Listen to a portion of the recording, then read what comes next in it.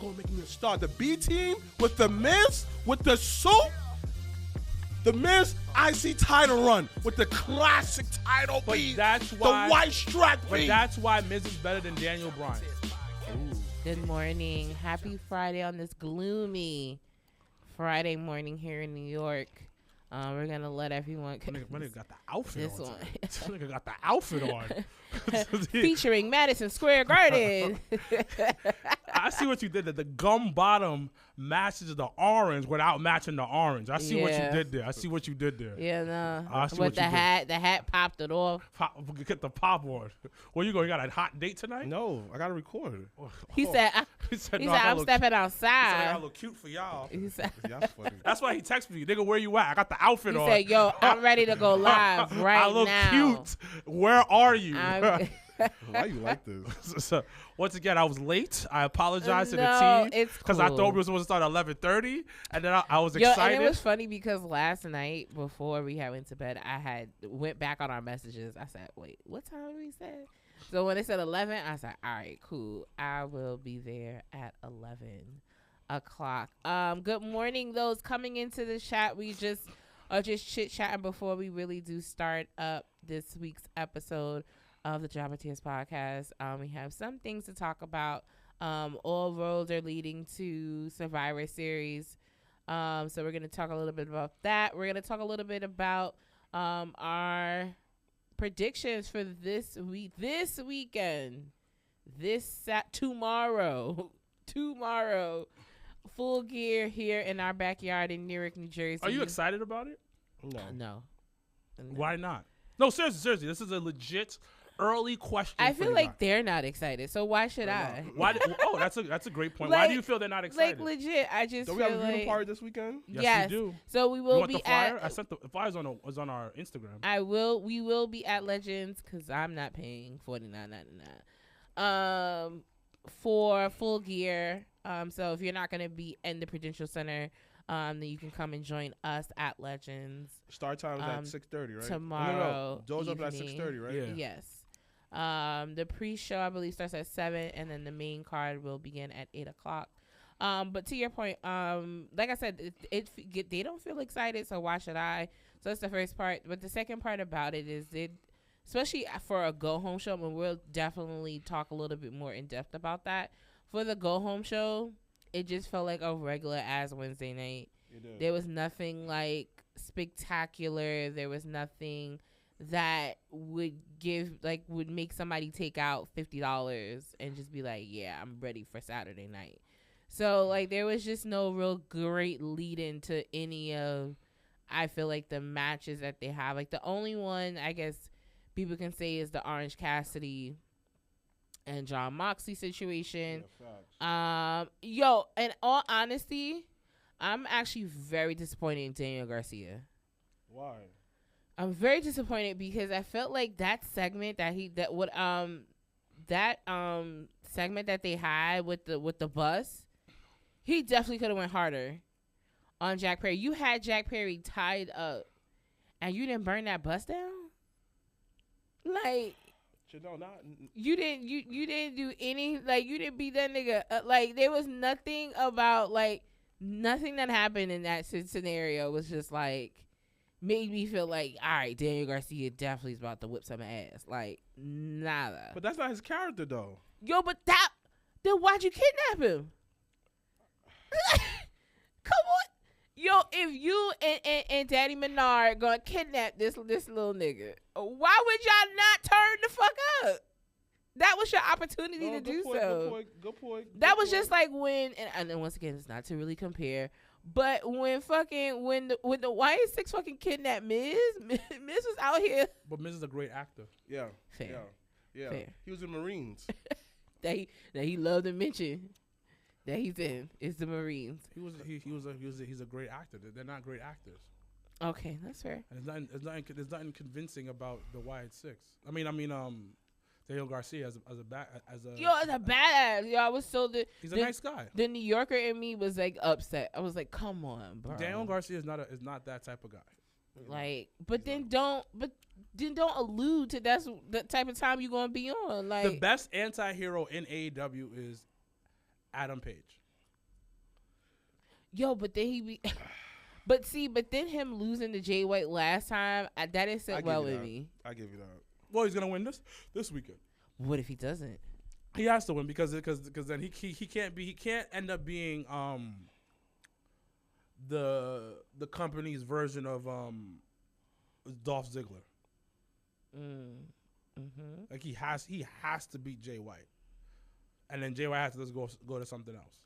Nah, you think they're gonna do the best out of 3? So like Jay White won the first one. So let's say if Hangman wins this one, because that was my issue. Hangman came off of doing all that shit with Swerve, to then the next match he had was losing to Jay White. I said, Does have a point. What the thing about? But that's what I'm saying. They can't make him because I think they see him as a good hand. I agree. They don't. So, Tony Khan doesn't see Adam Cole as one of the faces of the company. I agree. He sees him as a good hand. I agree. And people who are asking, what is a good hand? A good hand is somebody. All right, I put it like this. You know that guy at work or woman at work that is there early, leaves late, takes care of everything, but never gets promoted? Okay. That's me. Because the boss sees them as, if I promote them, I gotta pay him more. If I promote him, I gotta give him, I gotta treat him like the way that he's worth. But I can leave him at this position. He'll still do the work, and I don't gotta pay him more. That's who Adam Page is. Adam Page is a good worker, great on the mic. You can put him with anybody. He'll do a good program with them. Win, lose, or draw, he's still gonna put up bangers program wise. So why do I need to have him win? I think it's which is messed up, and he needs to be winning more because. But that's the fault of being a good hand. Another example of a good hand. You know who was a good hand? Who? Mankind. Mick Foley. Oh yeah, he always was for the job. Yeah. Literally and figuratively. It's sad but that's just what it's sad when you're really good but not too good. To be the face, you mean? Yes. Or they don't want you to be the face.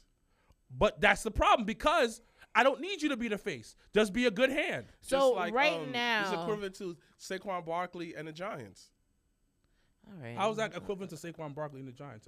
Please explain. Because the Giants just saw him like, yo, you're a good hand, but you're not the face. You're a good hand, but I'm not going to pay you that. Great. That's actually a good example because then give it to Daniel Jones. And then Daniel Jones, the fourth man off the bench. And then won't let Drew Lock even fucking play but this then week. But when you go out to Philadelphia, you're looking like, oh, shoot. Well, because Philly is home. Well, certain systems work better for No. It's the same system. Philly's home. Philly's home. First of all, Philly's home. Yeah. One of the best O-lines in the league. Yeah. We love Saquon. Saquon hurdled this man backwards. Yo, all I know is Jalen just better step up this week in fantasy. Yeah. That's all I'm gonna say. So that's all that matters. I'm gonna say. But the thing about it, to go back to wrestling, Adam Page is a good hand. He's Dolph, Mick Foley. Who else? Another example. Ziggs Raven. Is a good one. Raven was a good hand, nigga. Yo, Raven was always in some shit. If you go back and watch some old shit, like even in WCW, even in ECW, he did like that nigga. But he really was a good. He was another version of a good hand. Yo, he had some parts in a bangers, lot of things. banger things that he had going on. He was a good hand. Anything that he did, like the hardcore division, like come on, like he was one of the few guys that got into the game of SmackDown. Yeah, he was a good hand. Like he's like those are good hands, and I think that's what it's a lot of it is like, yo, they ain't gonna like Adam Page is. I think Tony Khan does not see Adam Page as that guy. So who do you think right now that Tony Khan feels like is that guy? Swerve, because he's black. Yeah. Okay. Listen. No, it's fair. Listen. No. Swerve, because listen, outside of that was jokes. That was jokes. He's black. He's into hip hop. He's phenomenal in the ring. He has the crossover appeal. Solid mic work. Yeah. All right. We got our black champ. That we took the belt off. We got no, listen. I'm trying to sell tickets. I need the niggas there. Who else? Jericho. This nigga sucking Jericho's dick. Yeah. Sucking Jericho's dick. Wait, are they not sucking each other off? Doesn't matter. 69. Sucking dick. Yeah. Sucking each other's dick. And you know what? I ain't even mad. Tony Khan's giving that nigga the bag. Yo. Jericho is helping him get TV rights. That's why they put the belt on him the first time. Yeah. So y'all suck each other's dick. Y'all both get that nut off. That's crazy. Sucking mad dick. Wow. Crazy. It should be Brent Baker, but she trash. She trash in the ring, trash behind the scenes. Not a culture fit. Sit your ass down, ho. Mercedes Moné. Definitely. Love her. Love her. He love her. He love her. He love her. Sucking toes. He dancing with her. He dancing with her. He sucking but toes. He does suck toes though. He's sucking toes on The that streets told me he likes feet. Oh. He one of us. No. Not one of you. You. Not us. I like sucking toes. I don't do Okay, then that's a y'all thing. Y'all. Well, you know what? It's not a necessity to suck the toes. It's not. Not a It's necessity. like a bonus. It's like a bonus, like once a month, Like when you get once to, a year. Like would you say like when Super Mario when you go down in the tunnel He's like, thing, and you do like that the little mega game, shit. But and then you come back up from the tunnel. yeah, but with the sucking toes shit, wow, it's not a guarantee. But I like pretty feet. Me too. I gotta look at the feet. Yeah, me too. All the time. Yeah. We go to a wedding and you got the open toes. I'm looking at the feet. Like what they be looking at women like looking all good with your feet is ashy. Ashy feet. What up, Robert Brown out in Lafayette? Good Ashy morning. Good feet. morning. Ashy feet is trash. Especially when we got the open toe shoes out. Yeah. You know what else is trash? Ashy hands though. I stay with ashy hands. Yeah, nah, you have to get that together. I carry lotion in my back all the time. Bro. Ashy hands and calluses. Nah, back you can't. You Because- can't. Nobody's gonna dog you out because your back is a little. He says dry. that he carries lotion in his bag. Lotion in my back. Oh, okay, good. But yeah, to go back, who else? Who else y'all think? the face. One of the faces. MJF. Oh, they got it. They getting rid of Danny. Let's see. Somebody else. I think just messaged me. Wait, Daniel Jones? Goodbye. Nah. You got the hit? Somebody else just hit me up about it, but They hold said on. it on ESPN? Wait, Hold Daniel on, Jones let's from see. UFC? No, Daniel Woo! Jones from the Giants. Bleacher Report just announced New York President John Mara announces quarterback requested to be let go from the team. Bye, Daniel. Thank you, Yeah, we but just not talking thank about you. How much of his money is guaranteed? Appreciate it. Yo, first of all, I don't want anybody to talk about the Daniels contract unless we about to talk about Dak Prescott conversation. Like, I'm not for that. Outside of that, this is a... I'm not. I told multiple people, like, if we not going to talk about Dak, then we not talking about Daniel. No, but how much is on his contract? Do you know? Let's see. I think it's 20 mil. We're gonna look, but yeah, my other homeboy had just DM me was like, Daniel Jones gone. I said, what? We were just talking about that. Wow. We spoke that into existence. It's time. No, but the thing and they is, really should have left that nigga in Germany, to be honest with you. But I digress. What? How could you leave him in Germany? What? Because why did we lose to Charlotte? True. Why? True. In Germany? Nah, that nigga should have been left in Germany. Good point. Hard body. You really look nice. Thank you. Fly. You look really nice. He stepped outside. I like this fit. Thank you. That part Take you out on a date, nigga. Daniel asked to be released. Yeah. So like, what's guaranteed? Like 20 mil? It doesn't say yet. We'll come back to that. It doesn't say how much. You know what's interesting, and I know we don't talk about it. As we talking about Daniel Jones being released and asking for his release, why do people get mad when we hear about wrestlers getting released, their contracts and everything? Because you're an advocate of that. You always say, I don't want to hear about their money. I don't want to hear about them getting released and stuff of that nature. Like, why? I don't.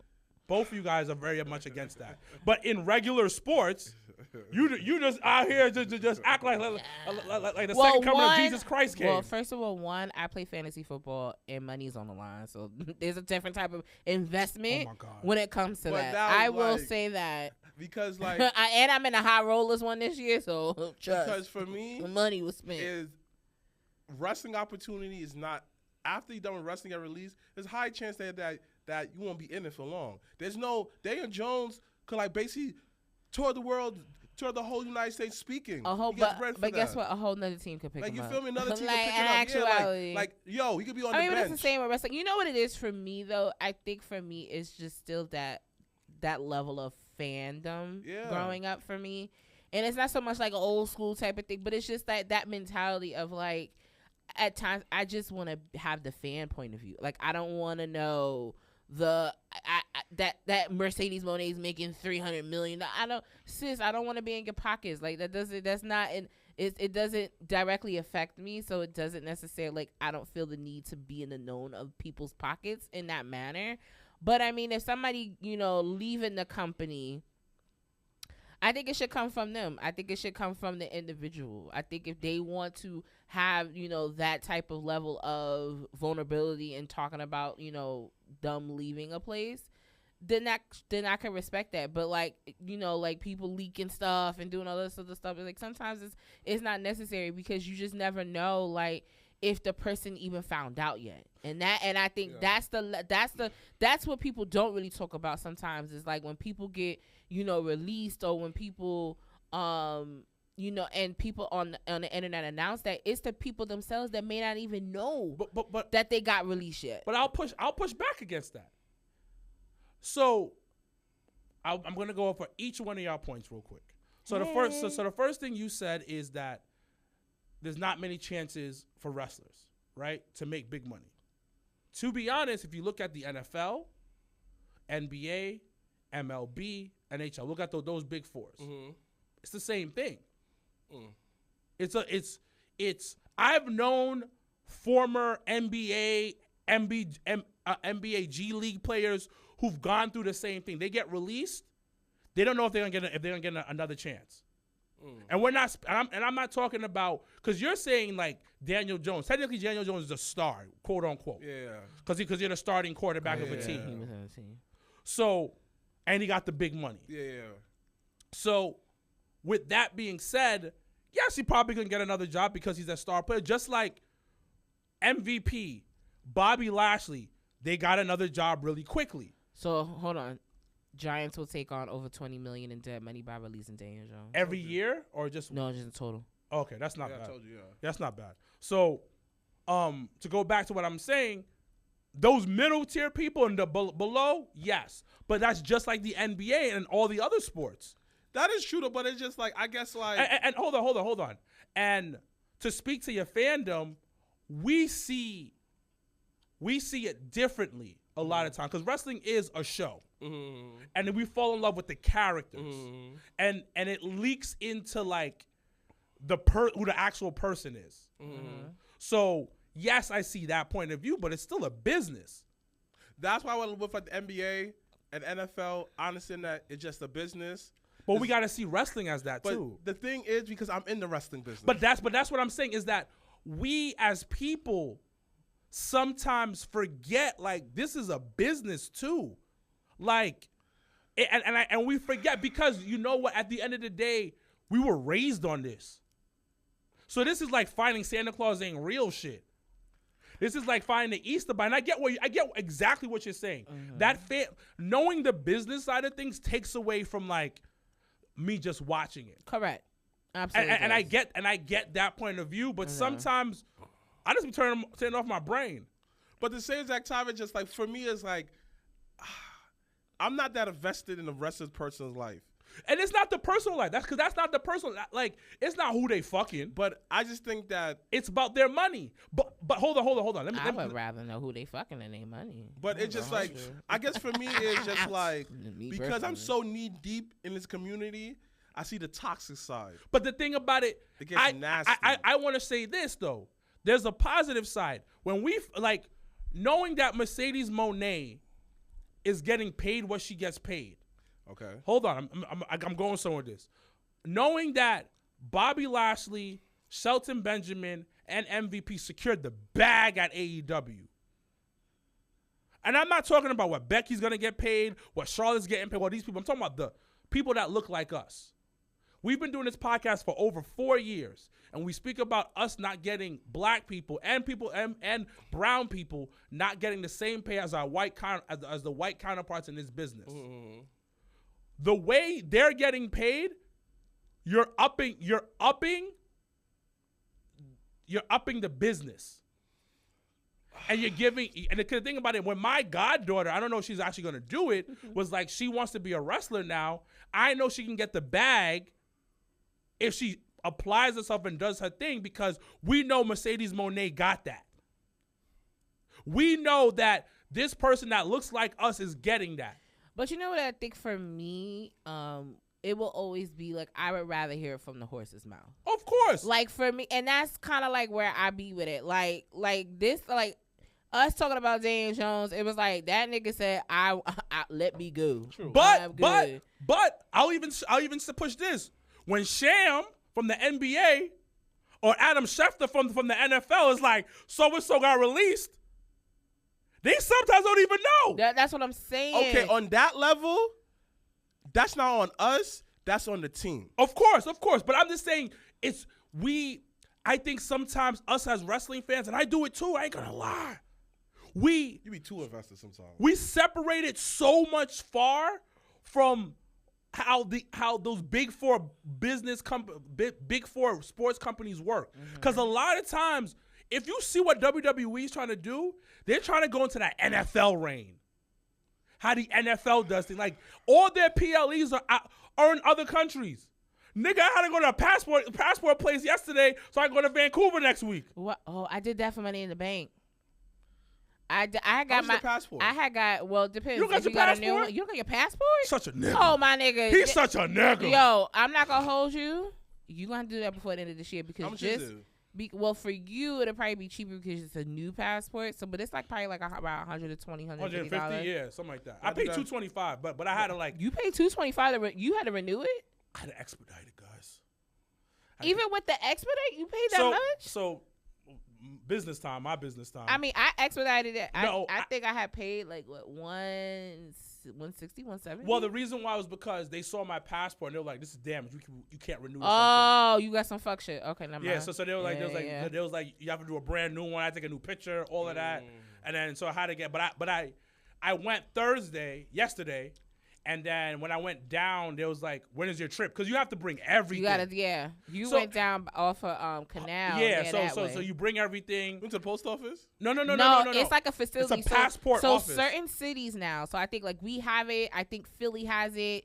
There's certain cities that has like an actual place, like a building you could go into and get your passport either same day or next day. Because of situations, because of either like, let's say medical, let's say people, family, somebody done passed, you got a trip coming up, and if you didn't do the passport in enough time for it to come in the mail, then you got to go to that spot because they give it to you like next day. So I still got to go to the post office, right? Yeah, you can do it whenever. Yeah, you can do it regularly, and it's not gonna cost you an arm and a leg. But when last minute shit like this, like you gotta it's really by Canal. It's actually right by that location you used to work at. It's close to there. Mm-hmm. Okay. It's on the west side. So depending on who you are, on when the trip is, they'll expedite it for you. Like, it could even be the same day trip. So when I did it because I did it for Money in the Bank when it was in Toronto, and it was 4th of July weekend. So what I ended up having to do was that I think that Tuesday, so like July 2nd, I think I had the appointment because you got to make an appointment. Mm-hmm. And if you don't, and they only release a certain amount of appointments like per day. Yeah. So like you got to be like on it. So like I had an appointment. So that was that Tuesday. And then I did the picture, I did the application, and then they did the paperwork. I bought my passport, give it to them. Because it was 4th of July, they were like, you got to come back on the 5th, which was the Friday, which was the day before we was flying to Canada. And they had it there for you? But yeah. Like, all you do, you come in, you tell them, like, oh, I'm here to pick up my passport. They call your number, and then you take it to go. But, like, literally, I did that was the fastest way I've ever gotten my passport. It's so convenient. Wow. It's super convenient. Like, because my shit. I mean, it's dangerous. I wouldn't go that route if you don't have to. No, it's not dangerous. Well, because you just never know, like, the scenario. Like, had they told you your damaged passport that they couldn't even give it to you in time, you'd have been upset. No. It's set in stone. Depending how far your trip is. Like, but you could only do the appointment within, like, I think, like, 10 days from your trip. Yeah, they won't see you, like, more than 2 weeks before your trip. Nope. That's the other criteria too. So yeah, so like when I went and had to do I had to bring a printout of my itinerary for my flight, where I was staying at. So they saw proof that I was actually going on the trip. Because you probably got some people that go up in there and be like, yeah, I'm going somewhere, and they ain't going nowhere. Literally, my home girl, her brother needed a passport. They were flying out that day. Yeah. They went to the passport place at 8:30. Expedited probably by lunch. If that flight was at like 7, they was probably good. But to be real with you, shit is super fast. Yeah, it's actually really convenient. Like I was there for maybe about 45 minutes from my appointment time. Yeah, hour the most. And then when I came and picked it up, I picked it up in less than 10 minutes. Yeah, it's super convenient. Yeah. Super. They're really nice, actually nicer than I thought they were gonna be. But anyways, back to the point. The shit is wrestling is the same thing as that. But I do see it because we have a nostalgic connection to professional wrestling. We do. This is our Santa. And this is our, like, yeah. But yeah, because sometimes, like, for, like, to hear certain things, like, from even, like, Dave Meltzer or whatever, from the internet, or just from people in passing, it's just like, yo, we don't always got to break the fourth wall, guys. We don't always got to do these things. But to your point, I understand the importance of when people do get certain contracts in certain game-changing situations that should be broadcasted. Like Mercedes Moné, regardless of how people may feel about her, see her, like, you can't take away from the fact that she opened the door for women of color to get that type of money. And besides, in that type of way. And besides, Vince McMahon wasted the first ever guarantee contract on Mark Marrow just to get stable. I mean, listen. Shit. Tony Khan is giving a black woman more money to set the standards. Now, I will definitely push back on the other side of it, where as a person, as a business person, you have to also look at what's going to be the return on investment in that as well. Because you got to realize, like, yeah, this person, you know, you have the brand, you have this, you have that. But as somebody, as the business owner on that side of things, you also have to realize. So Sasha Banks, Daniel Jones? Is that what you saying? Are we saying that Sasha Banks, Daniel Jones? I'm not saying that. I actually probably go more Dak. Well, someone said this. You can't really I would go Dak. It says Tony Khan thinks most of the top black wrestlers in the world are not AEW. He also says that he sees color, but it's certainly not the reason why he pushes wrestlers like Swerve, Ricochet, Leo Rush, or the Hurt Syndicate. They push because they're talented. I'm not even. That's falling on deaf ears because you've had black talent way before any of them niggas came in there. You had Will for all this time, and you haven't done really nothing with him. You already know how I feel about that. You already know how I feel about how Swole was taken care of back in the day on that end. So, like, when you have black talent, don't just now highlight the fact that now you got all these black talent that still has not. You only got your new toys for what, 4 weeks ago? So can I say something? Can I say something on that one? I'm not. No, I actually want to touch on that. Great comment. Greatly said. I don't want to take away from the sentiment of what he just said, because he says, I do see color, but at the same time, these are talented people. I don't want to take away what he's doing, first of all. Okay. Because he is pushing black talent. The only thing that I have the problem with is that it's not black talent that he's built up there outside of Swerve. These and to be honest, these are proven black talent. These are men that's been in the business over 15 across years. Across all spectrum. Everybody he mentioned is proven black talent. Okay. This isn't a new person that's being built up and taking it to the next level. You have Ricky all this time. You ain't do nothing yet. Ricky Starks is a political move. That's being a petty political move. So we need to understand that at the end of the day, the booker is emotional just like a human being that watches the show. Oh no, trust me, I know. I know some emotional bookers. The emotional owner and booker, and this goes across all spectrums, independent scene and the majors. Absolutely. They go off emotion, not the fact of what this person can do. So now let's rewind it a little bit. All the people he mentioned are proven talent across the board. He just mentioned like that's an all-star. A bunch of all-star individuals he just mentioned, superstars. Yeah. But he hasn't mentioned anybody that, like you said, Will Hobbs. He hasn't mentioned Ricky Starks. He hasn't mentioned the other black talent that's been there from the beginning. Or Big Swole as well. Shout out to my nigga Shane. But he hasn't mentioned Sean. So, yes, he's 100% right. And the thing is, the only company that's actually really pushing black talent like that, and that type of a new black talent is NXT. Absolutely. Talk about Impact? No. Well, you know the crazy thing about it? You are right. Impact as well, because Tasha Steelz, Savannah Evans, stuff like that. Moose, Moose is. But like, at the end of the day, yeah. What Moose I mean by that, Moose, TNA been pushing black talent for years. Yes, and you're right, because you know what? Bobby Lashley was a mega superstar in TNA. Oh, Chris so Bay. You understand it, Chris Bay. But I think to the point of what your brother's trying to make, especially because I co-sign with the NXT, because when people be like, oh, they know, I'll be like, listen, if you don't watch NXT, then you missing out. It's because you have talent that they've grown into the positions. So like, so you got to think about like, if somebody would have asked me 2-3 years ago about Trick Williams, I'd have been like, who? I'd have been like, you mean Melo's little lackey? I would have said that, not knowing how they would have built him up to now being the face. Rap videos? Being the face of NXT. Like he's on the flyer. He's everywhere. He's everywhere. Not in the back. He represents He's right NXT, in the center. Exactly. So I think to that point of like when you have talent that you've taken, whether it's from the indies, from collegiate, and in that manner, you have to think about who has really put in the time and effort. Like, I just told Michael this week when we was watching NXT, Ashanti the Adonis was my least favorite person in Hit Row. Promise you. I don't know what type of juice Sean HBK Michaels got going on over there. I don't know what the Kool-Aid is.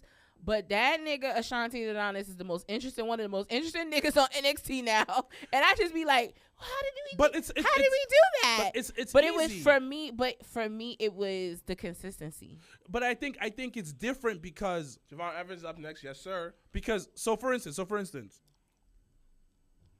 working for a big company compare working for a smaller company. Yes, NXT is still WWE. Yeah. But NXT is more intimate. The roster's smaller. Yes, Triple H has his hands on everything, but he can't be everywhere. Yeah. So the team people under him, some people get lost in the shuffle. Where in NXT, everybody's getting a chance. Everybody's getting a chance to work. Sean can be more hands-on than Triple H can be with a much bigger roster. And it's a different environment of where it's a learning environment much more because it's so intimate. I feel like the big difference between AEW and WWE, that excluding NXT, is growing up at WWE gives you that you have love in the house. You feel me? You loving, taking caring. You get more reinsurance and stuff like that. There's always somebody to look out for you. AEW feels like, I sent you to school, I bought you this, I bought you that, but never hugs you. You feel me? Only time you get a hug is like when you do something great. Like you have to leave somewhere else, get popping, and that's when you get the love at AEW. But the same can be said about like what happened with Cody. So I can't. Yeah, but like how that. But like I'm talking about now. Like I can't bored. compare them, but right now that's how I feel about AEW. It's just like, I only like you because you hot.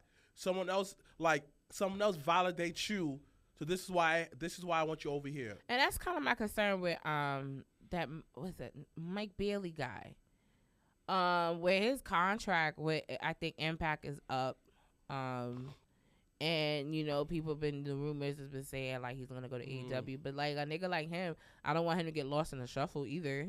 You know what I mean? Like it's so weird when you could be like roster heavy and things of that nature, but that also could be a downfall. Like, you got all these people. Yo, I had read the other day about Danhausen. How Danhausen contract don't end until the middle of next summer and has not spoken to anybody from AEW in like 6 months. It's too big. Yo, like, listen. And I want to shoot him some bail. I want to shoot Tony Khan some bail. Let's really be real. Mm-hmm. He's doing too. He doesn't have anybody he trusts. And it takes a long time to trust people to handle a team. Also, and I've said this so many times on this podcast, they don't have a system over there. Because if you compare the Vince, and I said this a couple of podcasts back, I said it differently. Vince has some kind of idea of a system. Because they built it. They built it over the years. Yes. Because Ethan Page said it.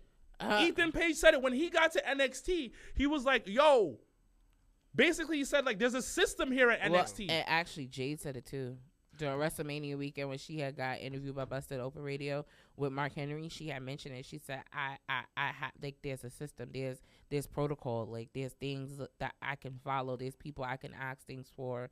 And there's structure. She mentioned and that. that's it. Like once you have a system, and the thing about it, like my shoot job, I had to create a system.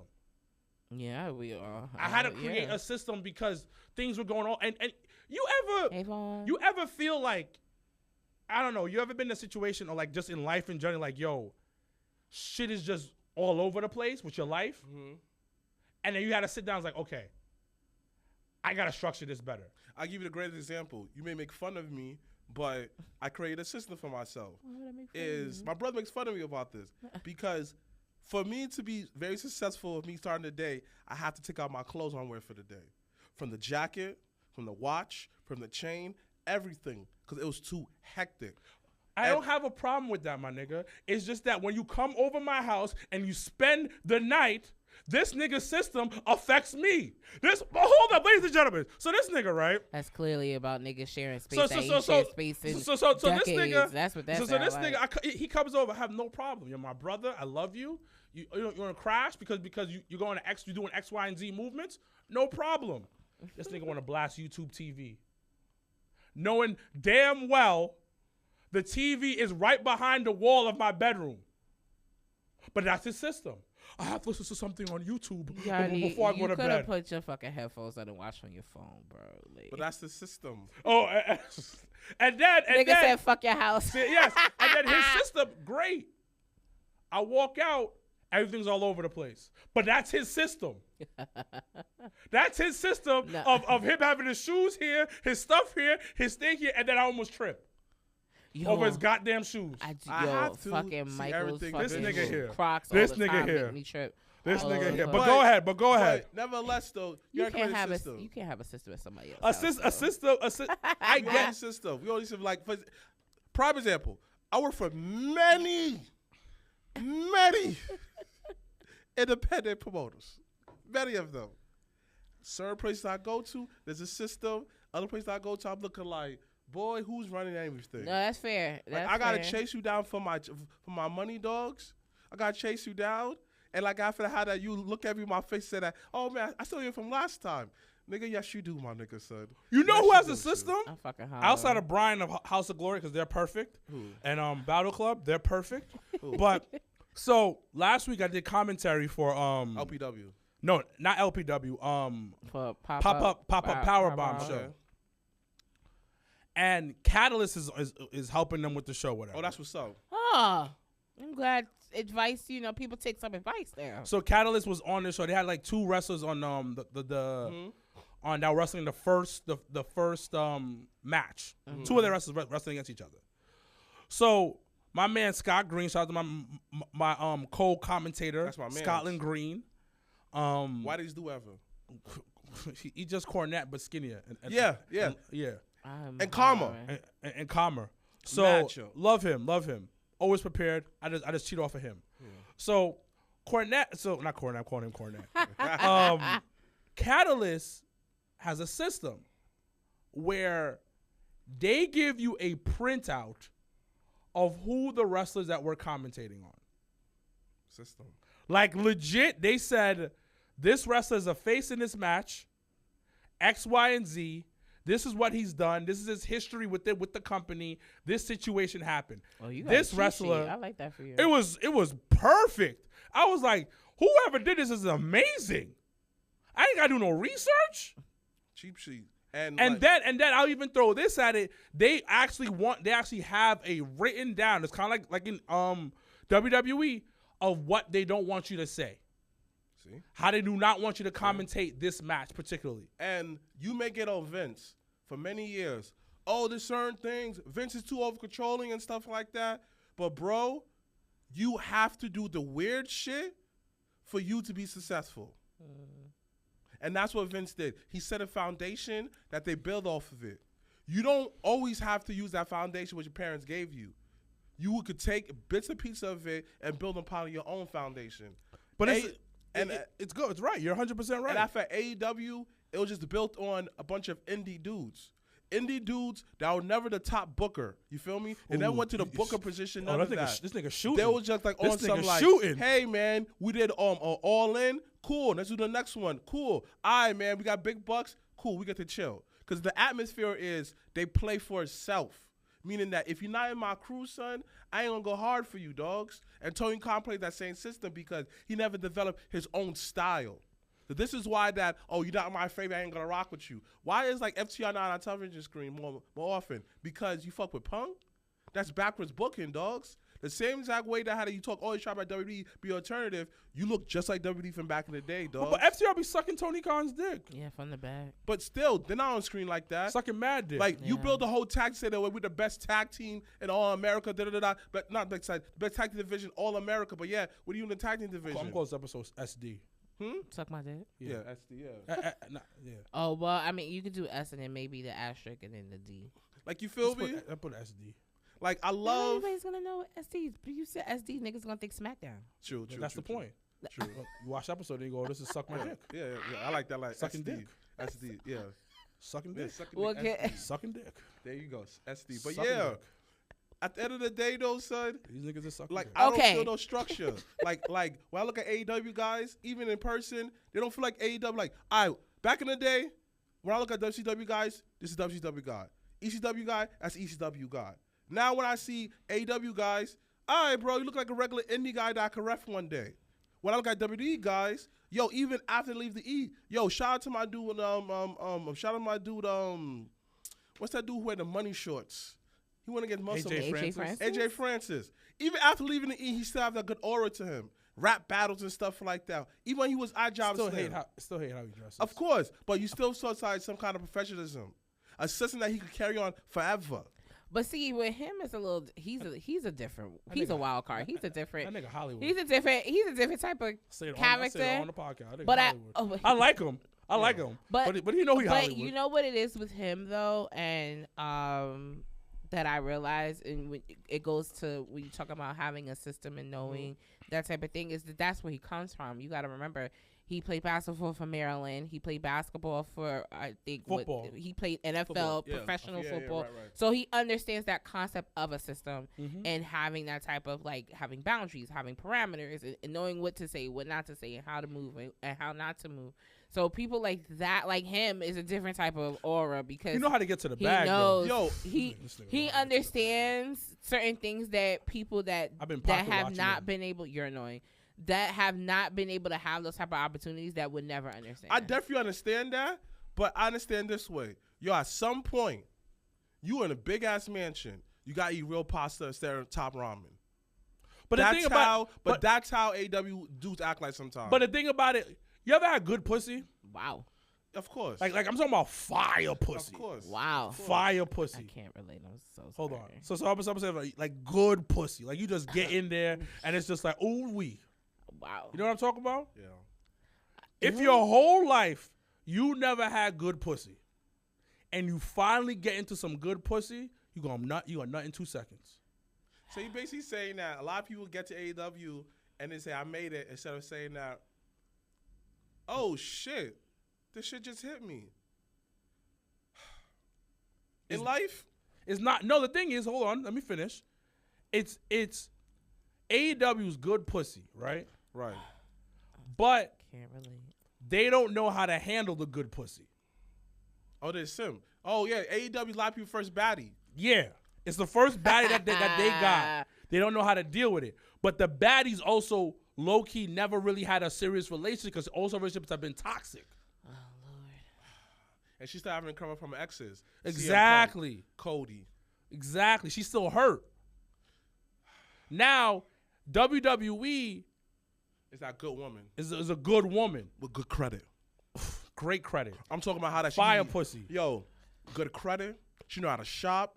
Woo-wee. But when it comes to the good pussy, it's also you got to move a certain type of way.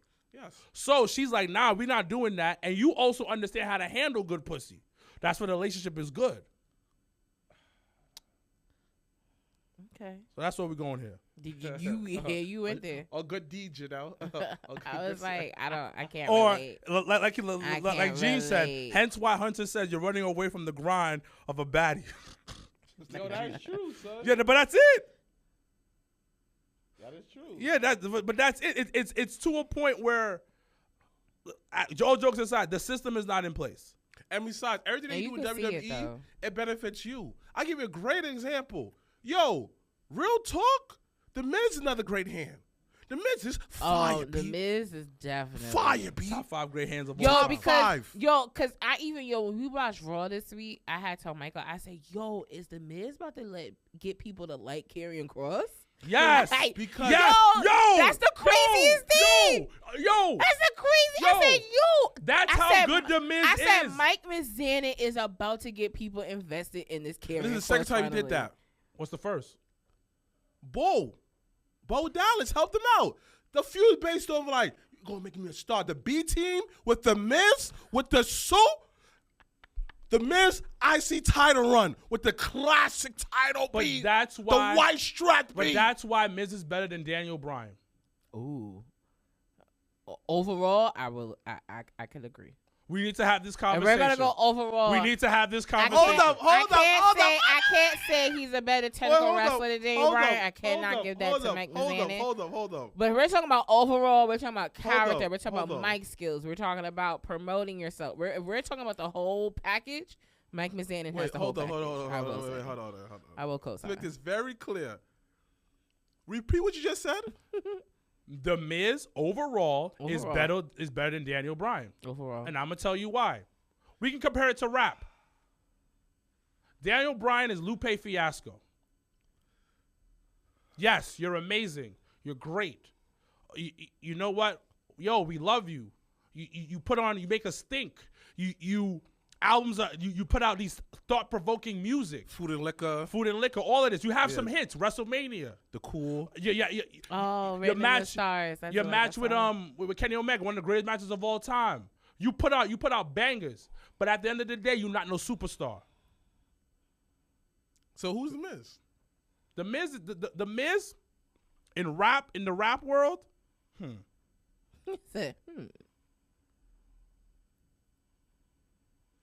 The Miz is Jeezy. No. The Miz is Rick Ross.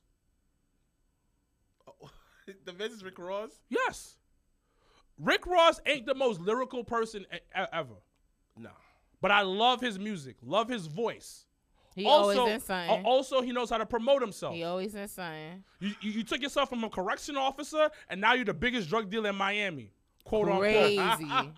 That's how you promote yourself. Crazy. Not that he's a B+ player. No, yes he is. No, he's not. Yes he is. No, I wouldn't. Yes he is. Overall, he's a B+ player. And I love Daniel Bryan. Bryan Danielson. No, nigga. Let's really talk about it. If I'm grading an essay, because I used to grade essays. This nigga's introduction was trash. So I'm taking a point off. The body of work is great. The introduction was trash on that essay. And then you know what? The conclusion also trash. What about B++? B+, nigga. What about B++? B++. Anybody? The Miz is A. Miz is A, straight up. The reason why I give the Miz the edge, it all goes back to what we always say, the classic. You always leave wrestling better than you went in. Who did Bryan Danielson put over? Hold on. Just when I get to that point, what's my point? Kofi. Is I went back and thought about it. Come on, son. The amount of people. He definitely when he lost to Kofi, he did that. No, Go ahead. Let him finish. He did The that. amount of people that the Miz made look good back in the day. I'm a big Miz fan. I can let you know right now. Nah. For one, Daniel Bryan. You feel me? Yeah. His former lackey. What's his name? But really, when Zack Ryder, all that stuff what's his name? happened- A-Rod. Excuse me. No. What's the dude's name that he used to be chilling with? Axel? John Morrison? No, he's had this varsity jacket. He was on the season of NXT 2, season I 2. don't know, but go ahead. Alex Riley. Okay. The Daniel Bryan, Alex Riley, the B team. Don't forget Ms. Dow helped him out. R-Truth, John Morrison, Big E. What else? Was he with Otis for like 2.5? Otis. Oh, how did I forget? Dolph Ziggler, B. The series that he had with Dolph Ziggler, son. The series of matches, title versus career. Dolph was fuego, yoga flames, cause of the Miz, dog. Don't forget the Miz versus Roman Reigns. When on simultaneous at Madison Garden at Barclay. I mean, I'm not. My even, son went from one place to another celebrating. I will definitely and they probably both helped each other more than anything. But that whole WrestleMania, John Cena and Miz, that build up to that, and then for Miz to win, yo, that shit is. I ain't gonna front. Underrated. But don't forget Bobby Lashley. Helped out Bobby Lashley. But the thing about it, like I said, damn, this nigga is Lupe Fiasco. Kick Bush. He is great, phenomenal in the ring. Yo, but the thing about it, he ain't the guy that you're gonna put in to put somebody to give somebody a rub. The mere fact you just said that Karrion Kross is more over now because of the Miz. I was about to say. Because that segment. Hold on. I like Karrion Kross already, but I've noticed a lot more people starting to fuck with what's going on. Because of that segment. Because of that segment. He showed his acting chops. He showed how to put somebody over, and he engulfed in that storyline. Yeah, Now, this nigga Daniel Bryan's going to kick your head off. You're going to kick his head, fire match. Where's the residual? Where's the residual that come out of that? Nothing, niggas. You had a good match. Because that's how I felt about with him and Swerve, and that's why I didn't want that to begin with. And that's why I still to There's this day no don't, residuals. I don't, and I still to this day don't agree with them taking that belt off of Swerve. Because you know what? Had Swerve still had the title and the match with him and Bobby, that would have meant something. But hold up. That would have meant a little bit more this weekend. I just feel like the Miz is a better entertainer then. Nigga, we in the business to entertain, nigga. Are you not entertained? But Daniel Bryan is entertaining in the ring, though, son. My nigga. But my that's nigga. okay. But it doesn't take away. That's why he's B plus. It doesn't take away. That's why he is B plus. Do you not understand? Because wait, hold up. The introduction of any essay it requires charisma. Requires the mere fact that you need to draw me in. The Miz gonna captivate you before. Did you captivate me? Bryan. Did you entertain me to draw me in? I gotta wait till the match starts for you to see for me to be entertained. I gotta read through your introduction. He gotta get a high knee kick in before you start popping on. I have to get to the body of the essay to get entertained. I gotta get a crossface in before I'm entertained. You know why I'm laughing? The first time I ever saw NXT, right? Mm-hmm. The game show. I said, "Who is this nigga with the Miz?" And you right. And my brother said something. Yo, you got to watch the match for me to like him. And I ain't going to front. I was like, who you going to go against? What the hell is this? And during the match, I became a fan. You're right.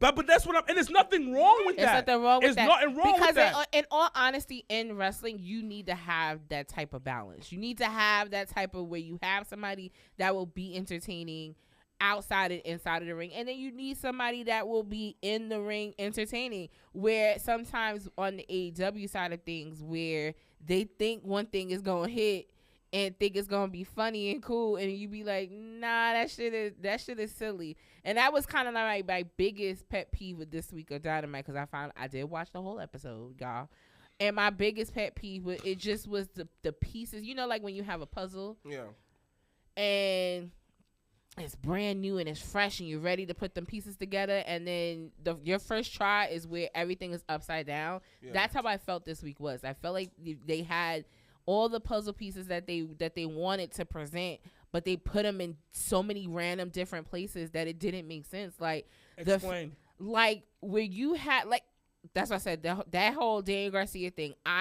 That should have, the same way Swerve had fucking, when in Hangman, and he lit that house on fire, that fucking school bus should have been lit on fucking fire. So it lacked intensity. And then we're lacking that. We're lacking investment. You had that, and granted, it definitely, a part of the issue was the crowd. I will absolutely say Reading, Pennsylvania was not the hot spot for your go home show for Full Gear. Like you had a better chance at fucking doing it in Newark and having a better crowd energy than you did on Wednesday. Yeah. So the crowd got way better energy. The crowd investment Newark, was bare bones. Yeah. You had when Mercedes Monet came out and was talking, and that was a struggle fest.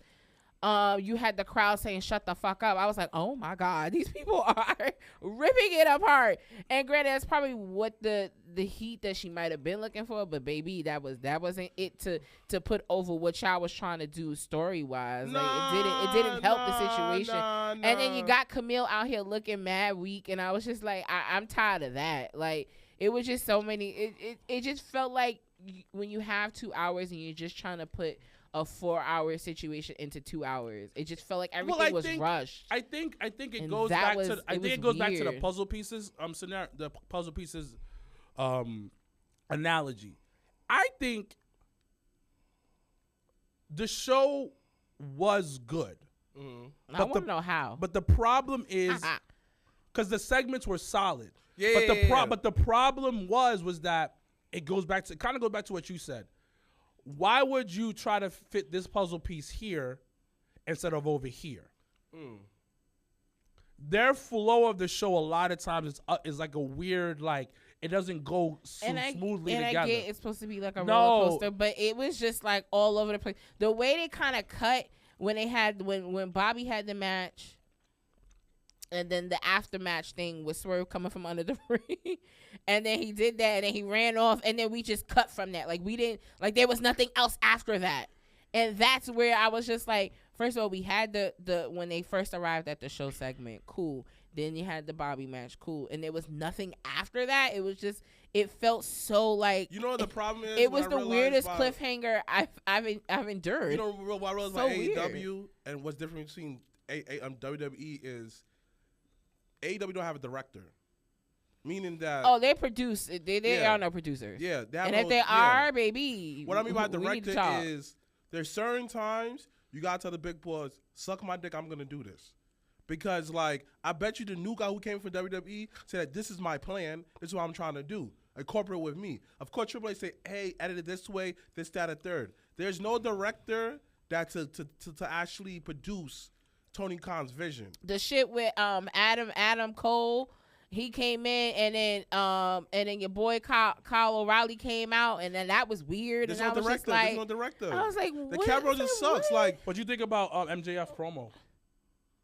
It was random, and it just was. It was about him saying that his. It was a bit. Yeah, it was a bit. Listen, I get Maxie likes to be personal, but the whole like your mama should have shot you instead of your daddy thing. I was like, ooh, that's I'm all for it. You don't realize about MJF. Ooh. Cause you know what it is, that level of intensity ain't on the other side. So it's just like, yo, cause then the segment that Roderick had spoke, he was just like, well, I'm proud of where I came from. Like Roderick never came back with that same energy that MJF had. That's why a nigga like him, you write the lines for him. Yo, it was so weird. That's why I was like, that's really why Maxie's thing went too far. In a sense, because it was just like there was nothing that balanced it out. Like it was just this is why he went a director. He went 80% and Roderick Strong came at him at 10. And this is why you need a director. It was weird. The direction he should have went. You know what he needs? Is this why I'm saying he needs a director? Because, and I'm not this promo god, right? He should have went at Max and talked about Max privilege. He could have talked about anything about Max, about how Max be going through bitches. Anything he could have said. That nigga said, yeah, I know where I'm from. I know where I come from. That got nothing to do with nothing. And I'm just like, what? Because I don't think he expected that. It was like you bringing a sword. It was like you bringing a butter knife to a gunfight. It was weird. He didn't expect it. That's why.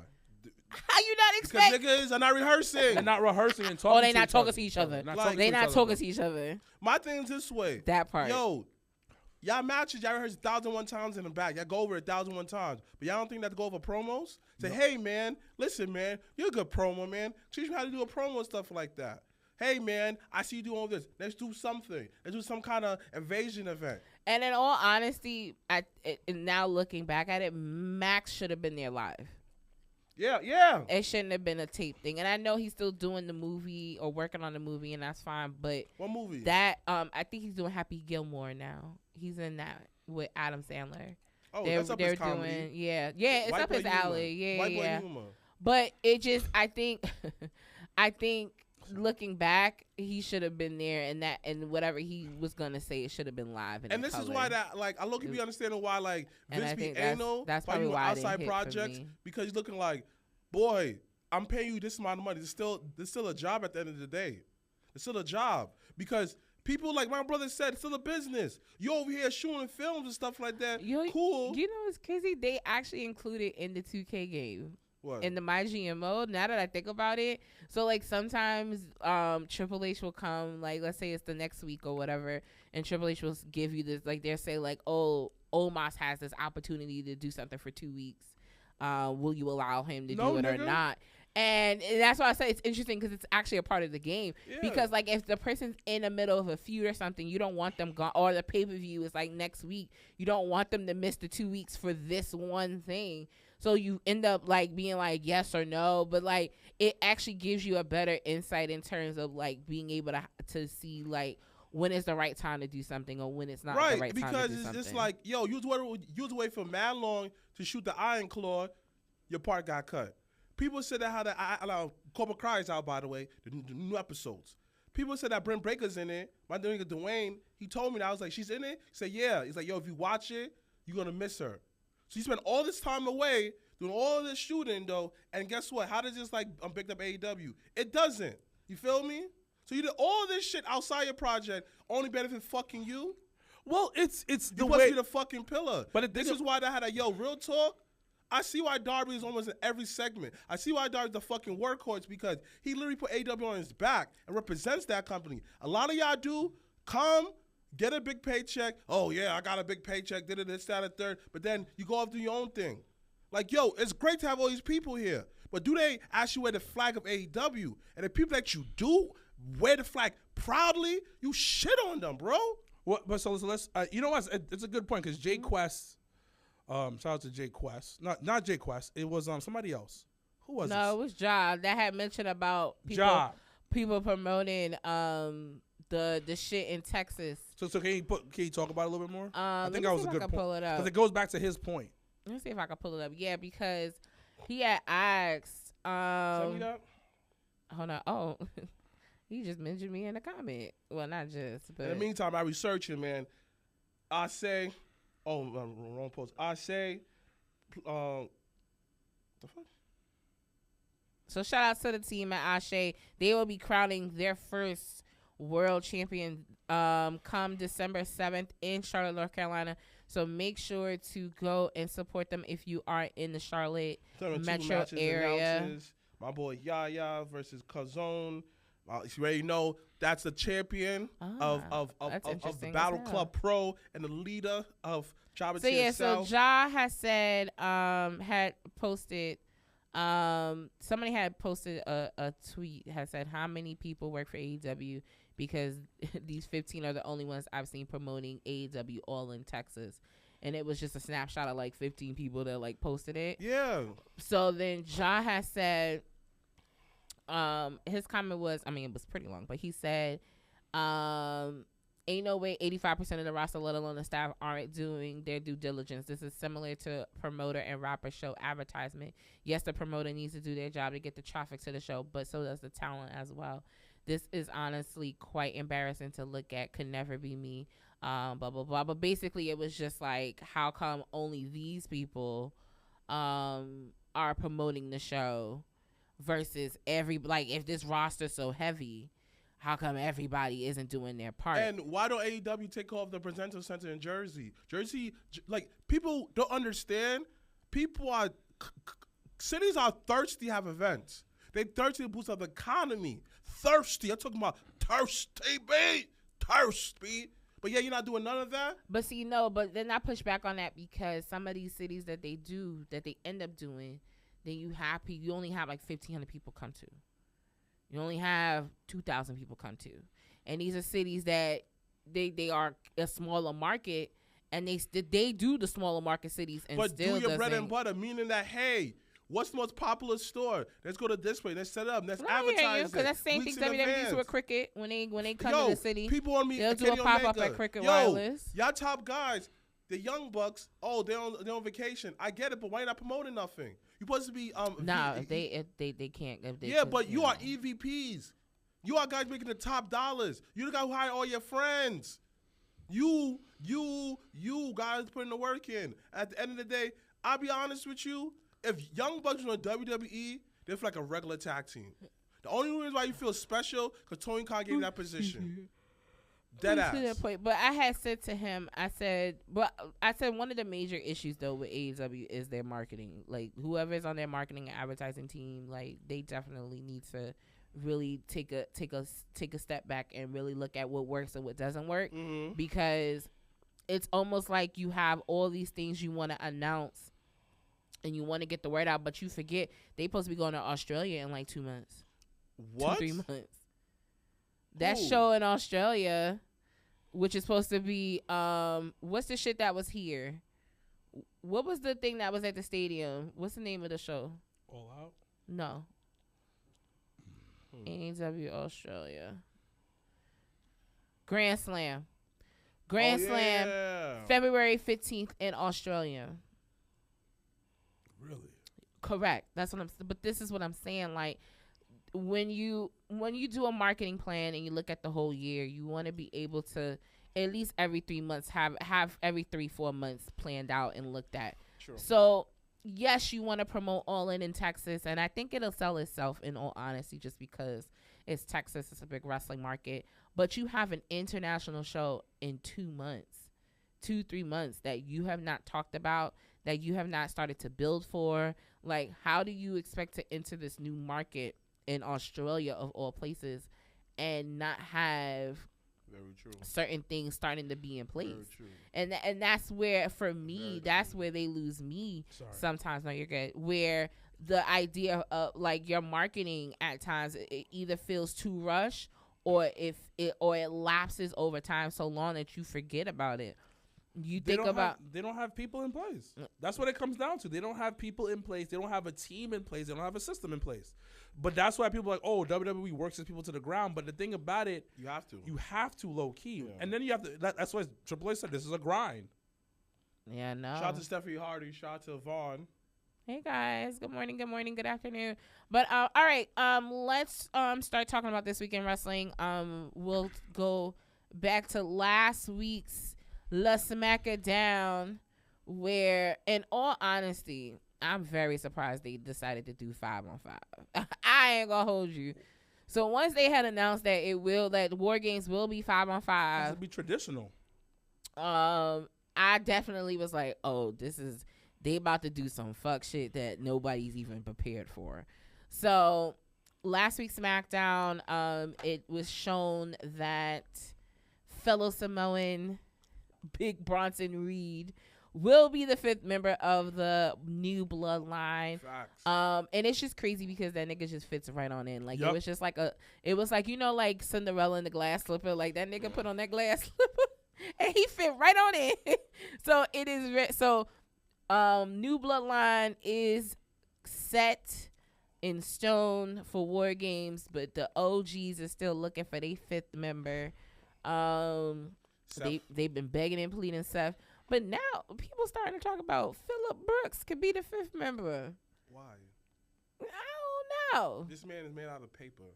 No, I wouldn't. He should not do that match. No. I mean, he shouldn't do that match, but and he should do something because it's almost a year from when Phil came back. Shit was epic.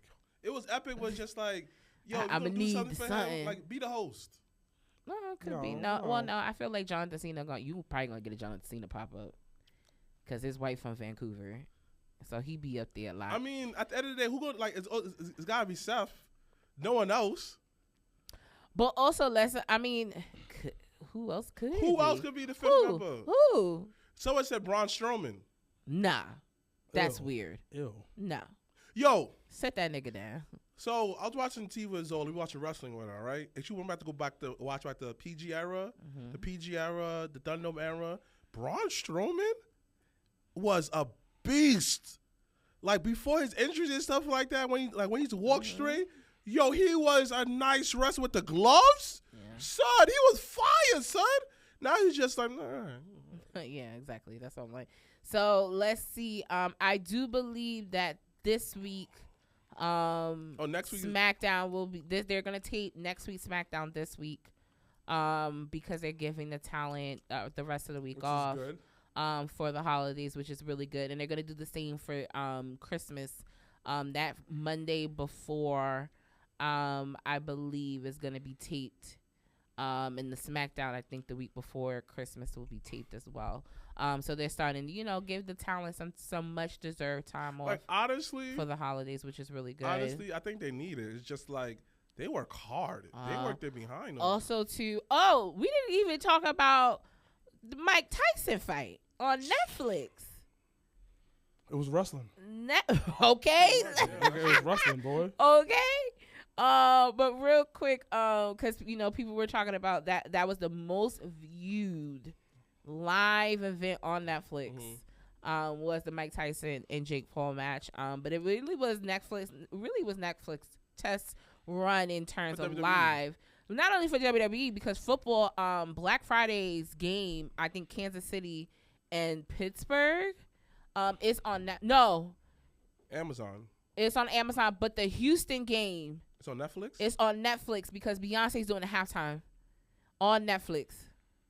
So I did read that. So yeah, no wonder why viewership is down so across the board. Netflix What do you is mean? really. Oh, you know the NBA viewership is down, right? It's the NBA. The NFL's doing great. No, but NFL. I don't watch. No. NBA. NFL viewership might go down eventually. No. Like, if you keep hoarding it out like the way they do. Nah, I but don't no, think you know so. what? I think the good thing different is because it's only 18 weeks.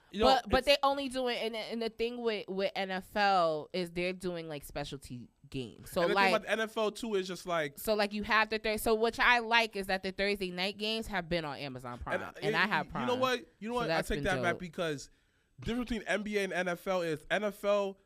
If you live in Baltimore, you turn on local television, you get the Baltimore games for free. Mm-hmm. We live in New York, we get the Jets on CBS, and Fox, we get the Giants. So yeah, you also football is an American sport now. Yeah. That's the American passing. Like the I don't know if you know this, but it did Patrick Mahomes versus Josh Allen. That game I just recently was. Yeah. It was 33.1 million people tuned in. Football is king in America. But also, it's Christmas Day. The Houston Texans versus the Baltimore Ravens. Someone said that is it time off or them getting for race? It's No, time it's time off. off. It's time off.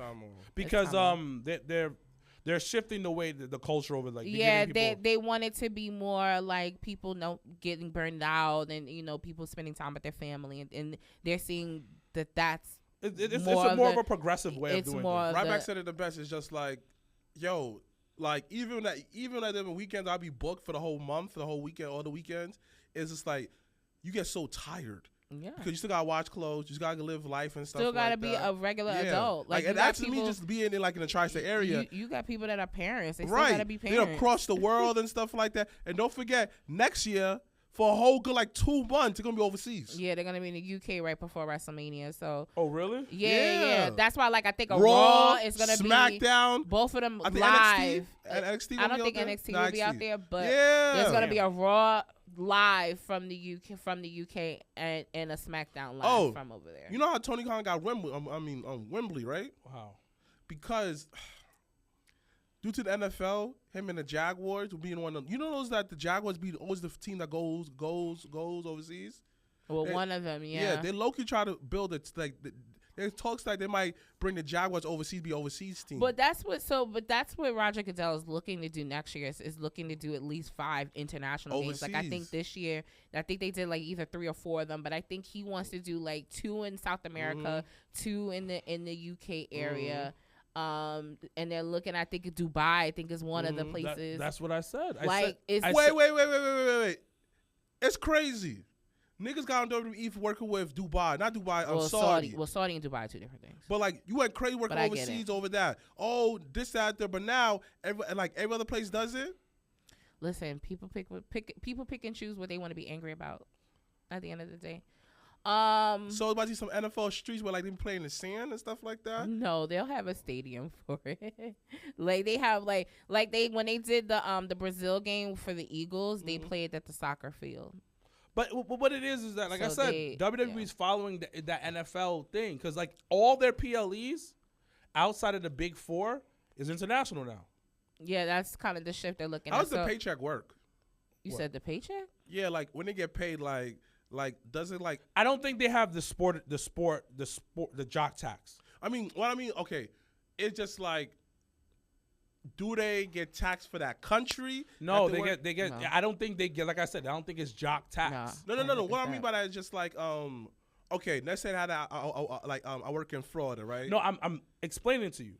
What I'm saying is that their checks come from Stanford. Yeah, it's still from the and U.S. But the NBA would have players would get taxed. And wherever their state was, because it was something called jock tax. Oh yeah. I don't think they have that in WWE. No, they don't have that wrestling. No. Yeah, because so whatever they're not considered athletes. Athletes, yeah. So whatever in terms of like think of it like that's like almost like a musician doing a gig in Ireland or something. Like they're not gonna get taxed from there. They still they just get taxed from the United States of America. But okay. So SmackDown. So yeah, Raw. Well. The Women's United States tournament begun on SmackDown this week, where Bayley had Triple B.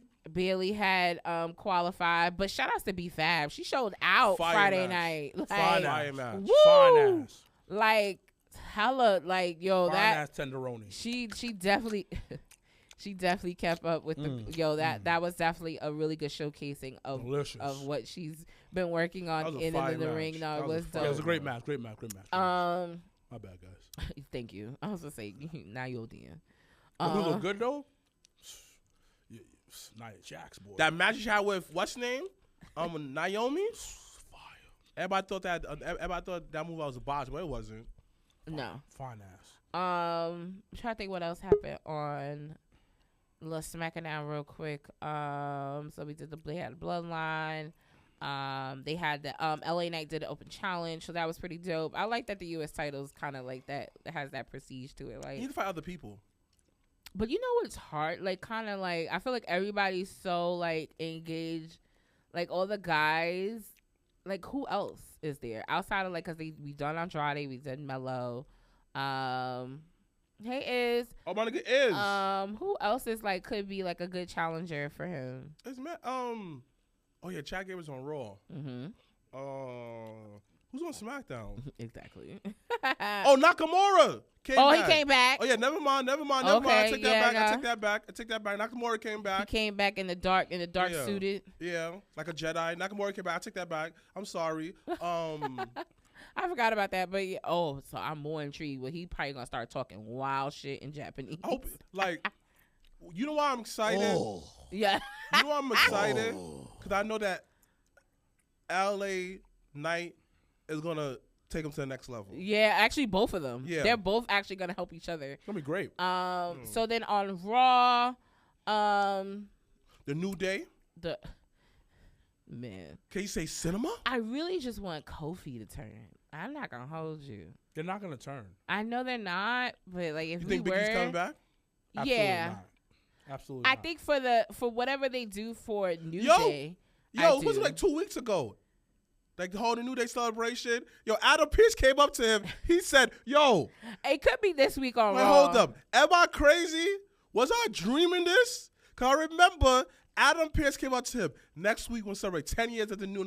I don't know if he said next week, but I do feel like if it doesn't happen next week. I nigga said next week. I don't remember him saying that, but if he did. Yo, everyone who's listening, did like Adam, when Adam was talking to Kofi, did he tell him that, yo, it was like it won't happen next week? Because he came out and say, oh, yeah, we will celebrate the New Day.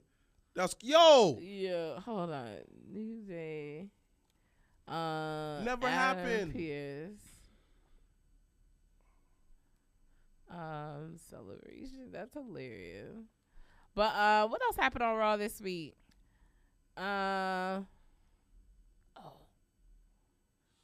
Sorry, there's ads on YouTube. What happened on Raw this week? Yeah, what else happened? What's her name almost died? Who? Seth. No. Seth didn't almost die. That's a drag. The bloodline be jumping him, son. Yo. The bloodline be straight disrespecting him. What is that? Oh, Priest versus Gunther. That little feud. Oh, fucking Kaiser interrupting that IC title match. Facts. Great. Crazy. This year, 10 years as New Day. It's time to celebrate, man. You guys are one of the most decorated tag teams in WWE history. Because of that, if it's cool with you guys, I actually wanted to dedicate a special episode of Raw to celebrating you. An entire episode. Wow. So, I mean, I wish you was here talking about it. Okay, y'all gotta put some respect on my nigga Adam Pearce real quick. I was like, hold on a minute. Because I swear that I heard next week. That's why I was like, I didn't hear that. He did say we got dedicated. You know what? I take that. You know what? WWE been on point. WWE have been rewarding me for being a loyal fan, B. Like callbacks. Boy, you know how it feels to be that kind of fan? Like, dang, thank you, dogs, for being loyal. It means you old. Just a smidge. It's okay, though. I don't look old. Yeah, I know. You got your outfit on. Sexy outfit He said, yeah. He said, I'm going to step outside today. Got the plug on the arms. Yo, that whole, this week when Bo had did Y'all keep talking. when Bo had did the segment, I really thought it was Bryan. Somebody had an issue with that. I almost, like, I screamed. I said, oh, my Somebody God. had an issue with that. It was like, yo, I don't like the fact that he should have his own gimmick. I'm looking like. It's not. It's a continue. It's, first of all, it's honoring his brother. It's something that him and his brother had planned on doing before he had passed for years. So, like, it's just a way. It's a way of keeping Bray's memory alive. It's a way of continuing the legacy. So, what are we really complaining about? But the whole, like, the silhouette, because I definitely felt like that's why I was like, A1 production on their part. Because I was like, oh my God, it looks just like Bray. Oh my God. And then I was like, no. And then Michael was like, it's Bo. And I was just like, I know, but still. But that whole, listen, for Mike Mizanin to make niggas like Karrion Kross is crazy work for me. I feel like the 2 hours of Raw is not doing it. It's not enough. It's not enough. You know what? Are bad. You know what? Are bad. We've sat and complained for years. 3 hours is a lot. When we get 2 hours, bro, it'd be 9:15, and now I'm just starting to get like in my wrestling mood, and I'm like, all right, bet. And then I have to remind myself, oh shit, it's only 45 minutes left for the damn show. So it'll be very interesting when Raw goes back to 3 hours. When it goes back on Netflix. SmackDown's going 3 hours. And SmackDown apparently will be 3 hours. So, and I think that'll be good. It'll get a lot more people, actually on TV, essentially. But NXT this week, baby. Chase U. We saw the ending of what we've known Chase U to be. And it was very sad, but it was time. You know, it's been from the beginning, even from 2.0. So it's been time. It's time. Like, if Andre Chase is going to get some new students, I think it's time. I think Duke. Everyone graduated, right? Yeah, I think, I think with Thea and the other nigga and with Duke, I think it's time for them to kind of be on their own and do their own thing now without Chase U and just really kind of soar. But in that match, we did find out that Ridge Holland will be challenging Trick Williams for the NXT title at Deadline in 2 weeks. We also have been seeing Iron Survivor qualifying matches. I love that match. I love the Iron Survivor challenge matches. We had when because last year because it was in Connecticut. How is it? How did it is so, it's fast paced. you have to pay attention to what's going on. You don't know, like, everything can happen. Like, you can get 3 pins in less than 10 seconds type shit. Like, 3 people can be in a penalty box at the same time. Like, isn't it in the game? No, right? it is. I don't know if it's in the game. I never told them to talk about that. But I definitely love Iron Survivor. And it also, like, in all honesty, it definitely is their, like, version of Money in the Bank in a sense, because you get, because in all honesty, I feel like almost every person that has won, like, Roxy was the first person to win it. Now she's NXT Women's. She's longest reigning NXT Women's Champion. Tiffany Stratton. You had Tiffany that won it. Trick won it last year, and now look where he is now. Grayson Waller won it the first time, I believe. So I definitely, like, Iron Survivor is so dope, and it's a great way to showcase so many talent at the same time. So I believe we have Sol Ruka, we have Julia. No, Julia's qualifying matches next week against Kalani. Stephanie Vaquer had qualified going. Her and Jada Parker's match this week was dope. Oh my God, like, that was really dope. And they starting to continue the whole Jada and Lola Vice feud, because Lola came out low-key costing her the match. I don't think they started some of the guys. I believe Axiom has a qualifying match next week. Nathan Frazier had his this week, but I don't think he won it. The fact that Axiom, WWE does Max Wrestler better than AEW. Why don't we sell all these luchadors Max online? First of all, I don't know. It could be a copyright thing. Who knows? But no, NXT this week was really, really, really, really good, and they're gearing up towards Deadline. Oh, he did win. Okay, so I wasn't sure, because I was like, we had just got home. Because that's the kind of down part now that it's on CW, is like, you can't record that shit. Like, you gotta watch that. Like, well, I guess if you have you have YouTube TV, but I wasn't paying for another fucking streaming situation. How much is YouTube TV? So it's like $75 a month. Right. Stop being a brokey. Just get it. Nah, but like, it's great. First of all, you are the last nigga to be paying something it does like not that benefit my to life. not even watch it like that. You don't even be home to watch TV. So I record everything. I watch on the weekends. You can watch it on your phone. Yes. Yeah. So I don't have time. But because I didn't want to do another streaming thing, and I don't want to watch it the next day, because I know it comes on the CW app. So I ended up getting the antenna, so I get it for free. All right, I'm gonna watch it. So I watch it on CW. So yeah, it comes on CW app the next day. Because you know what it is. Because you know what it is. Tuesday's like my day to like really just rest, do a little bit of overtime, clean my house and stuff Thursdays like that. for me, so that's why I don't mind. Beat your meat? No, I be sleep by a certain time. I be tired, son. Too tired to beat your meat? Yeah. I'm too tired to beat my meat. Too tired. I do my intermittent fasting, and that's it. Don't beat my meat. I clean my house. You're and annoying. Speaking of that, I got to mop the house. Can you pull up AEW Full Gear card? So we did talk about AEW not quick. We did have a whole little segment about AEW and really this week. But as announced, AEW Full Gear is this weekend. It is tomorrow in real life time here in our backyard, Newark, New Jersey. You ready? At the Prudential Center. How many matches? Because I feel like... Not a lot. You got that whack-ass pre-show with the nigga from Costco. Yo, I don't know what the fuck that's about. What is that about? Could somebody explain to me the Costco shit? He's a influencer. Okay. That's and QT Marshall is fighting him. Yes. But where's Cole Cabana when you need him? Because he kept saying boom, and I was just like, where Cole at? But like, how you could have had like Faye Jackson on there, but you have this nigga. But listen, we had fucking Muscle Man Malcolm versus AJ Francis. That's fair. Are we any better? Yes. Yes. We're not any better. Yes, we are. Yeah. No, it's not. Yes, we are. It's the same concept. And I actually ref that math too.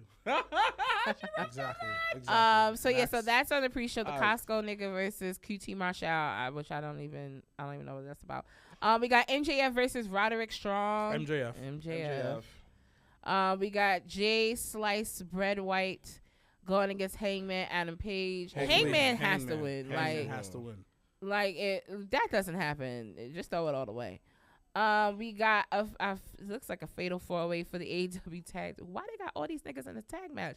Tag team championship. We got Private Party defending their titles against the Outrunners, the Kings of the Black Throne. What the fuck? Who is that? And I don't know. Alistair Black and them niggas, but I don't know. Versus the Acclaim. Private Party. You think the Acclaim's gonna win? Yeah, this is gonna bounce. Oh, you know what? I said something earlier. Private Party's been built up. Okay, you're right. All right. I go back. Black. They're black. Private Party and Acclaimed. But why didn't mention them? They should have first. Or like, what about Scorpio Sky? Your first ever black champion. You should have led with that.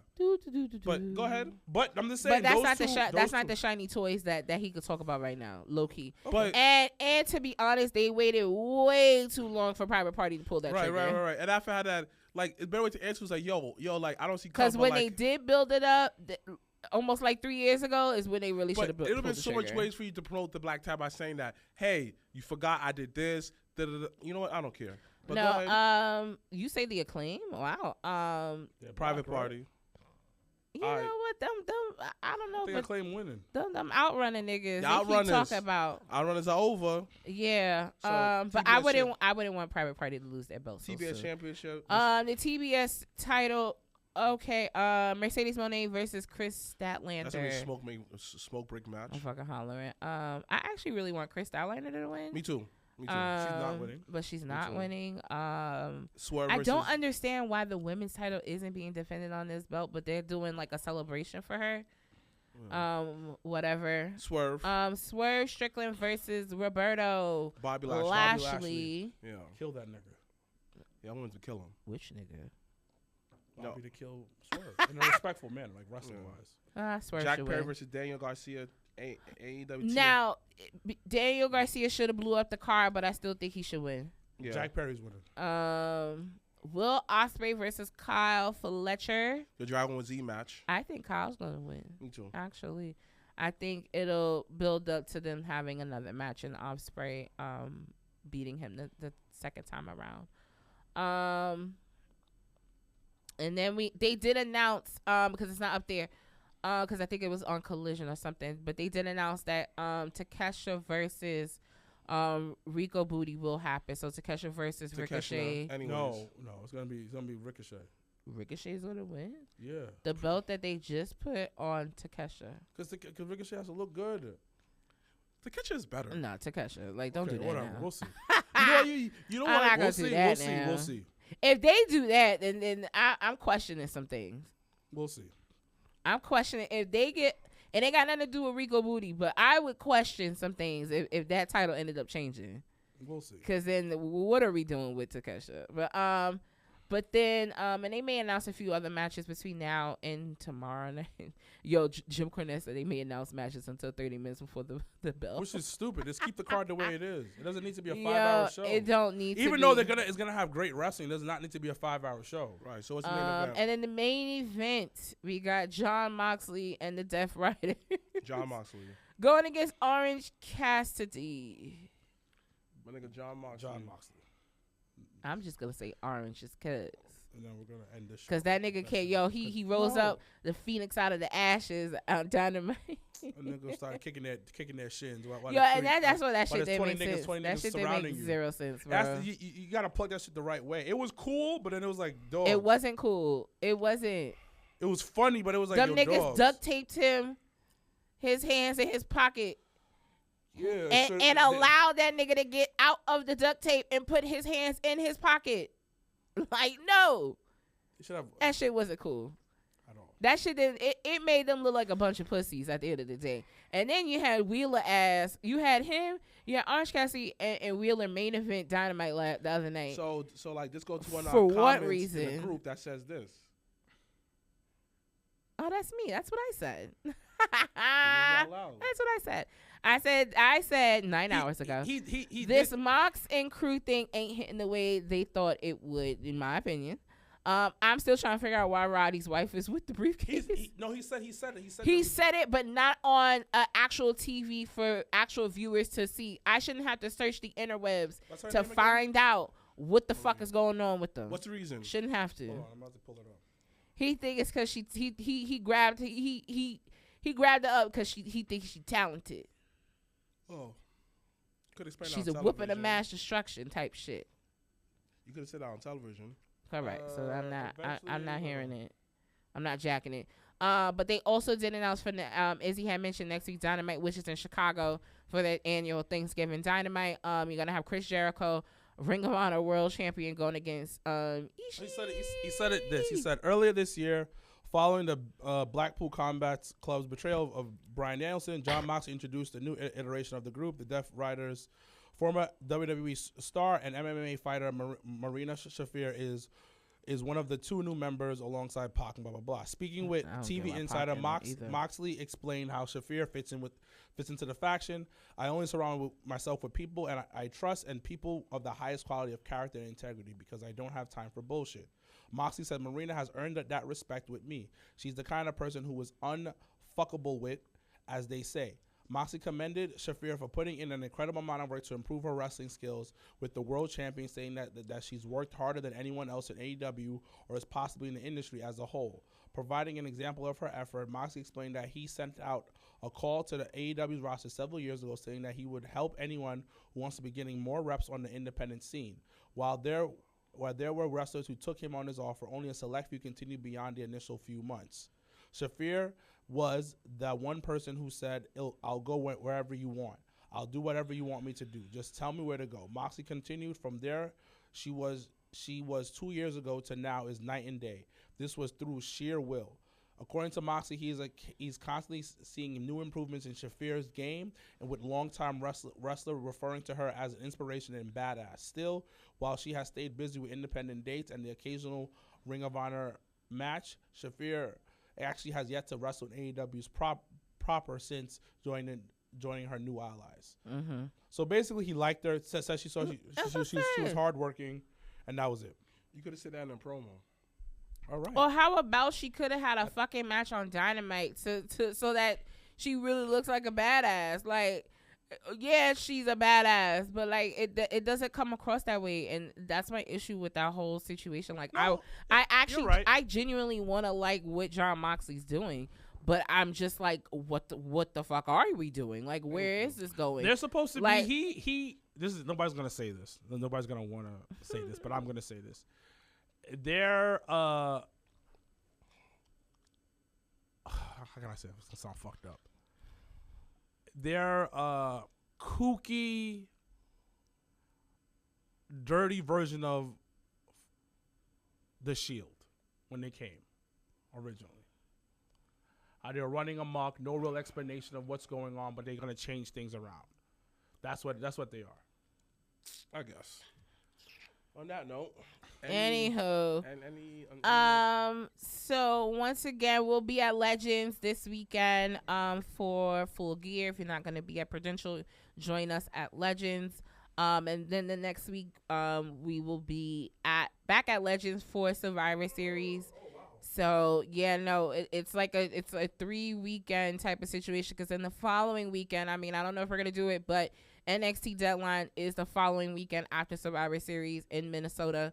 So make sure to, if you tune into Le Peacock for that. You're in the camera. Sorry, what's going on here? As Mr. Black mentioned, our brothers and sisters at Ashe are having their show December 7th in Charlotte, North Carolina. So make sure to go out and support if you are in the Charlotte, North Carolina area. They are going to be crowning their first ever world champion. They got the belt made. The tournament is set. So make sure to go out and support the gentlemen and ladies at Ashe Wrestling. Trying to think what else is going on. I feel like I don't know what else is going on. We already spoke about, we're wrapping up. The end of the year is almost here, guys. So we're going to be doing, after the Thanksgiving break, we got 2 more in studio, and we'll probably do 1 remote, and then we'll be done for 2024. So make sure, if you do have any topics, anything you guys want us to talk about, any questions you guys have, make sure you can DM us, message us personally, individually. And we'll definitely be able to get you guys more involved with the episodes in the incoming weeks.